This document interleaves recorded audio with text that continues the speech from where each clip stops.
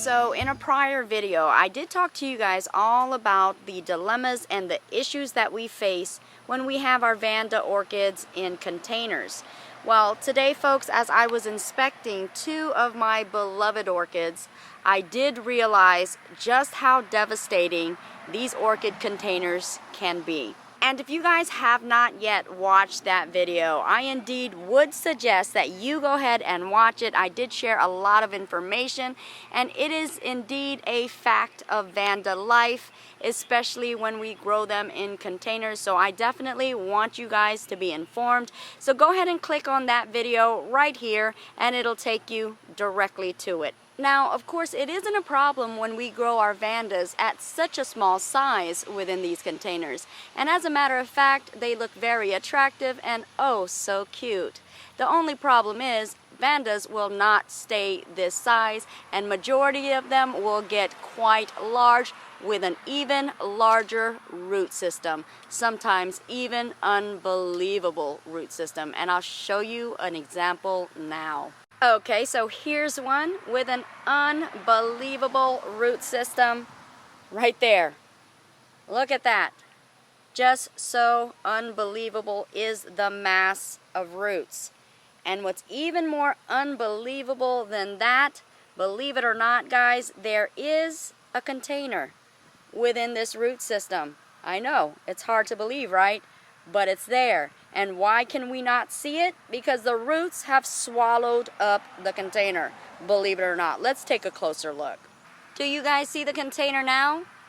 Okay, how about now? There it is. There it is, the little bit of container that you can see amongst the mass of roots. That's right, it's right there. And as I talked to you guys in my prior video, this can pose as quite an health issue for the Vanda, because the root ball is so tightly intertwined and it's so thick and massive that air circulation can no longer get within this pot, and also risk of bacteria and fungus growth in there as well. And here we are now, actually looking at a viewpoint where we're looking at the top of the container. And not only can you not see the container at all, let's take a closer look, because you cannot even see within the container, okay? That is how crazy this root system is. It is so massive that it's totally engulfed the entire container right there. But not only that, folks, it gets even worse than that. I mean, it wouldn't be such a big deal if all we had to do was simply cut it at the stem area and separate the roots from the actual Vanda plant. But here we have this problem. This has a keiki, and actually even a smaller one right there. And this one particular keiki right here, believe it or not, is already blooming size. This already has prior spikes of which it has already bloomed. So yeah, I definitely don't want any harm to come to this blooming size keiki. So that's the dilemma. How are we going to safely cut out this root, separate it from this root ball that has grown into the container without harming the keikis? Because that is a probability in this case. So yeah, that is why I'm pretty much upset, because this is, again, a very beloved orchid. As a matter of fact, this is the orchid that I talked to you guys all about in my auction haul that I just received. My beloved Mimi Palmer right here that I believe is so exquisite and unique. And I actually don't know how well the color is coming off on this camera. But this blossom definitely has a green glaze overlay. And it's kind of greenish, almost silverish color. And it's on top of that purple. Definitely very beautiful. Kind of gives it a greenish iridescent glow. Such a wonderful and beautiful big bloom on what's supposedly a Mimi Palmer. I just wanted to do a size comparison of the regular Mimi Palmer and also the Mimi Palmer that I won at the auction. As you can see on the left-hand side, that is my regular Mimi Palmer, and on the right-hand side is the one that I won at the auction. And it actually dwarfs the regular Mimi Palmer. And I would love to keep the keikis right there without destroying them because of that container. But yeah, that's a risk that I'm gonna have to take if I want to safely remove this Vanda from this container and eliminate the risk of rotting and bacteria infection and also fungus infections. But let's not just stop there, because this is not the only dilemma that I have. And I didn't mention earlier, but this is actually a plastic basket container here. But I also have another issue with a wooden container, and let's go to that one. Okay, so this is a wooden container, and again, this is another Vanda that has been grown for many, many years, and as a matter of fact, this is the other Vanda that I did receive from the Orchid auction. Again, the one that I love so much. This is the Cindy Banks Bill's Choice right there. Again, another one of my favorite Vandas. You see how spectacular and bold this Vanda is right here. I don't think it gets any bolder than this, does it? With the famous and very gorgeous colors and spottings in the blooms, just wildly patterned, and indeed catches your attention within an instant. And if we take a look, this one is actually in a wooden container. That's right, a wooden container. And this Vanda has been grown in here for such a long, long time. And as you can see there too, nothing but roots. It just looks like a square shape of a root system right there. You can't even see the wood, can you? But it's there. Let's take a closer look. Not only is it there, but it is rotting away. Look at that. Simply breaking apart. So I have the task to attempt and try to safely remove this Vanda also from this container.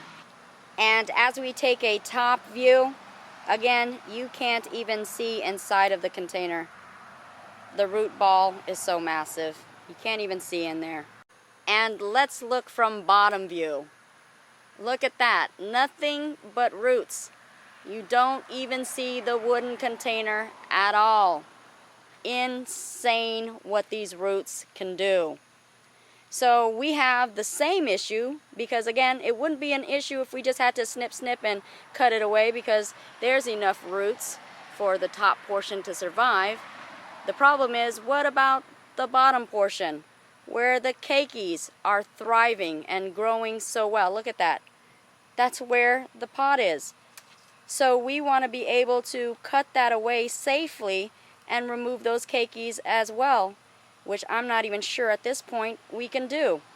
So I either have that option of attempting to remove it and eliminate the risk of rotting and of course that bacterial and fungus infection, or I can leave it in here and hope eventually perhaps it'll eat away the wood without any risk of fungus, which again, I live in Florida, so you guys know what it's like with this rainy season. That's like a no haps.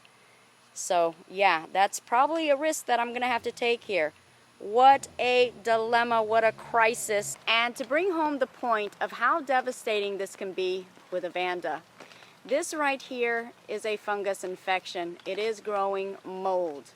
And as you can see, it started infecting this area right here, the top portion, and I did not cut it off in enough time. And if we go down at the base of the stem area, you will see that this did have 2 keikis growing at the base. And it's very unfortunate because as you can see right there, that fungus infection has taken place, and it's also invaded this particular keiki right here as well. And the infection is pretty extreme. It is going to take those keikis out and this entire Vandaceous orchid right here. That is the very unfortunate and very scary fact of these fungus infections. And look here, these 2 are nice sized keikis. Very large and very healthy. And I would be willing to bet that they are blooming size right now or are soon to be blooming size. So what a pity it would be if we were to lose these two beautiful keikis.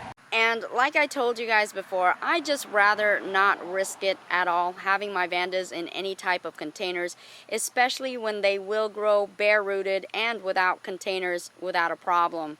I mean, it's just not worth it to me, because now I have to figure out a way to save this Vanda and save the keikis as well.